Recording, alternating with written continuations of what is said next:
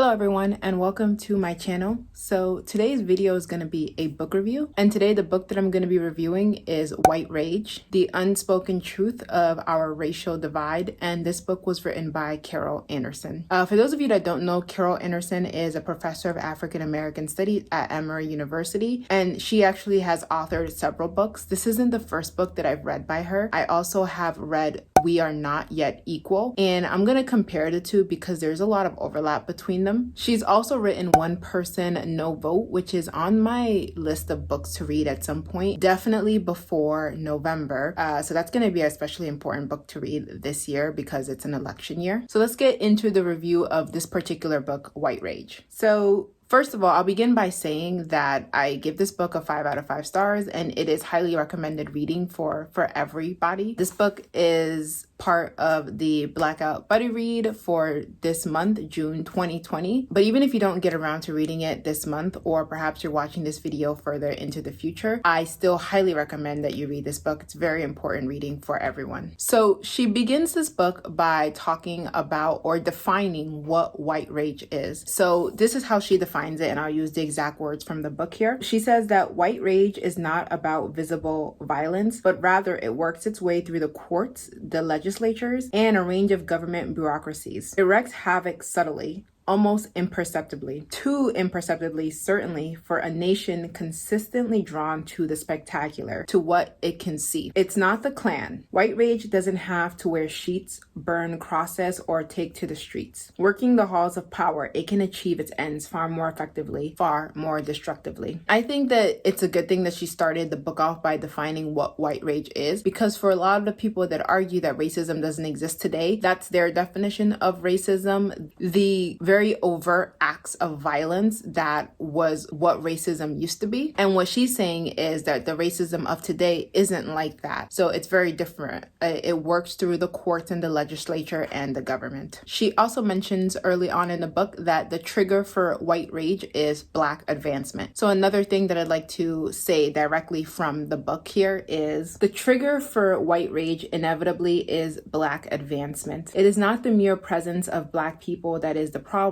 Rather, it is Blackness with ambition, with drive, with purpose, with aspirations, and with demands for full and equal citizenship. And so with that, she's going to go into the history of racism in the United States. And we're going to see this theme of whenever Black people were demanding their rights, their equal rights, their citizenship under the law, they were struck down ferociously. So after an introduction, she starts us off in the era of Reconstruction, which is immediately after slavery, taking us through the Great Migration and Jim Crow, eventually leading to Brown versus Board, into present day Obama and then Trump administration. So I very much like her linear approach to history in this book. And this is where I want to very quickly talk about this book versus We Are Not Yet Equal. So like I said, I read that book several months earlier, and there is significant overlap between these two books. I believe the reason is that We Are Not Yet Equal is targeted toward a younger audience. It's a YA book, whereas White Rage, I believe, is probably more targeted toward adults. So they're probably meant for two different people and not meant to be read by the same people. That would explain why there are parts of this book that are basically an exact replica of parts of the book We Are Not Yet Equal. With that said, you probably don't need to read both of these books then. I'm not going to go into extreme detail in all the parts of the book. For that, you should read the book, of course. I'll just give an overview of some of the most important points. So she begins, like I said, during Reconstruction, which was immediately following the Civil War, and slaves were freed. What followed then was this period of extreme violence against Blacks, and a period of time where even though slavery was abolished, there were a set of rules which became collectively known as the Black Codes, which basically established slavery in everything but name. And these were mostly a result of vagrancy laws, which led to imprisonment, which led to forced labor. Specifically, she mentions this: white Southerners, it was obvious, had unleashed a reign of terror and anti-Black violence that had reached staggering proportions. Many urged the president to strengthen the federal presence in the South. Johnson refused, choosing instead to preside over this slow motion genocide. The lack of a vigorous, or for that matter, any response, only further encouraged white Southerners who recognized that they now had a friend in the White House. I wonder if that sounds familiar, actually. And this really stresses the importance of having a good leadership, especially in the time that we are in, and why people are calling out leaders and people that are influential to denounce things that are wrong when they happen, because if they're not denounced, then people will believe that they are okay, or even worse, encouraged. So the damage that occurred during Reconstruction laid the groundwork for the struggles that many Black populations faced moving onward. Specifically to that, she mentions Johnson's policies or the Black codes ensured that,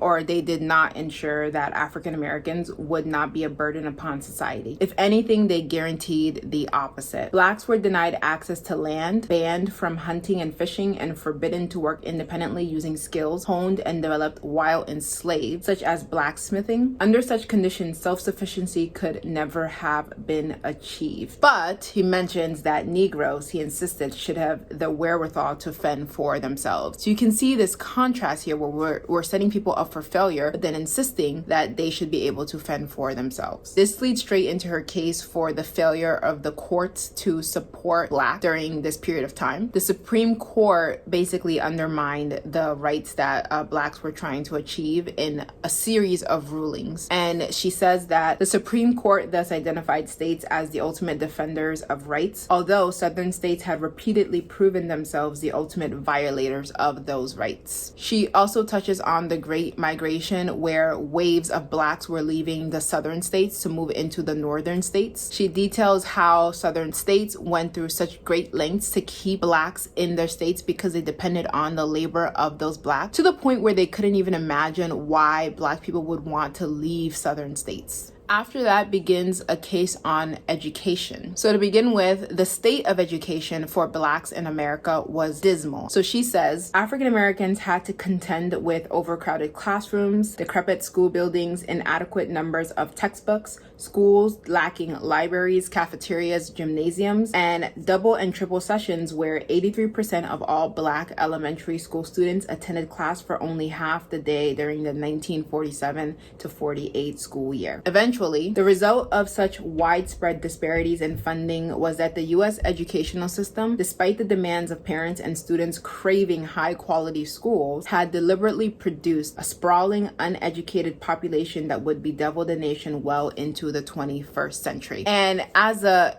teacher today, in fact, anyone that has worked in education could tell you the disparities that exist between minority children and white children still exist. This leads into the discussion of Brown v. Board of Education, which decidedly determined that the separate but equal was really separate but unequal. And after that ruling came down, of course, the Southern response was tremendous, and she details this also in the book. It got to the point where states were shutting down all of their public schools just to avoid integration of Blacks in their schools. She also mentions a key point that this all happened just as the knowledge-based economy was taking hold. So jobs that relied on labor were starting to be phased out, whereas jobs that required people to have college degrees or high-level education were becoming more the norm. And why does all this matter? Education can be transformative. It reshapes the health outcomes of a people. It breaks the cycle of poverty. It improves housing conditions. It raises the standard of living. Perhaps most meaningfully, educational attainment significantly increases voter participation. In short, education strengthens a democracy. And the fact that an entire generation and more of Black students were denied quality education is a major contributing factor to a lot of the problems that we are facing today. That, of course, all leads into voting and the efforts that lawmakers went to deny access to voting to Blacks all the way up to present present day. She touches on this more towards the end of the book, especially with more recent elections. And this is what her other book that I'm planning to read, One Person No Vote, will likely go into more detail on. A few other important points. She goes into detail on the Reagan administration's cutbacks in funding that led to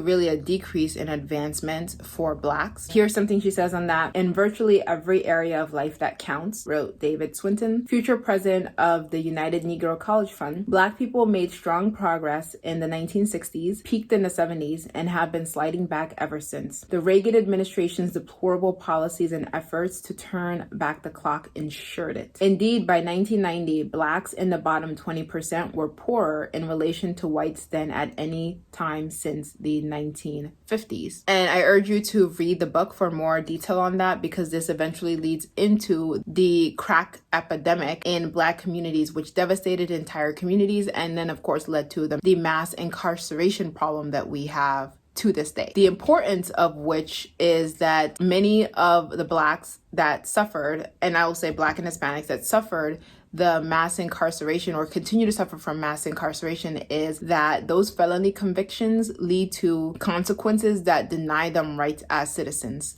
Specifically, felony convictions, chiefly via the war on drugs, replaced the explicit use of race as the mechanism to deny Black Americans their rights as citizens. Disfranchisement, permanent bans on jury service, and legal discrimination in employment, housing, and education, despite the civil rights legislation of the 1960s, are now all burdens carried by those who have been incarcerated. That burden has been disproportionately shouldered by the Black community, which, although only 13% of the nation's population, makes up 45% of those incarcerated. And then towards the end of the book, we are now in present day, and she talks about the Obama administration and how that led politicians to realize that suddenly a significant portion of the voter population was not white. They were Black, Hispanic, or Asian, and those voters put Obama in the White House. This leads to a discussion of the rampant voter suppression that came into effect after Obama's election to the White House. And she details how this takes form in many different states throughout the United States. And these aren't just southern states either. And now we reach the end of the book, and there is an afterword, a message that I think everyone should read, because this is where the author interjects some optimism and what may be construed as a sort of recommendation. And I'll read one excerpt from that. Americans, shaken out of their complacency that democracy will just run on its very own, are now taking ownership of this nation, of what it means inclusively to be in the United States. Trump's actions, including installing a white supremacist as his chief strategist, have compelled activists and everyday Americans to confront what is at stake, to contemplate what kind of nation they stand to lose, and to imagine what kind of nation they want and are willing to fight for. As thousands take the streets to march, as lawsuit after lawsuit rains down on the courts, as boycott after boycott sends the economic and cultural message of an empowered and unbowed people, and as honest, fact-based dialogues about race and racism converge with those on class, sexual orientation, and gender, they say we are one. This is how we begin to diffuse the power of white rage. And I think that's a perfect way to end this video. With that said, once again, strongly urge anyone that is thinking about reading this book to pick it up and read it. It's actually not very long, and I listened to the audiobook while I was reading it. The narrator does a very, very good job. If you made it to the end of this video, thank you so much for watching. I hope you found this useful, and if you did, then go ahead and like the video, and I will see you next time.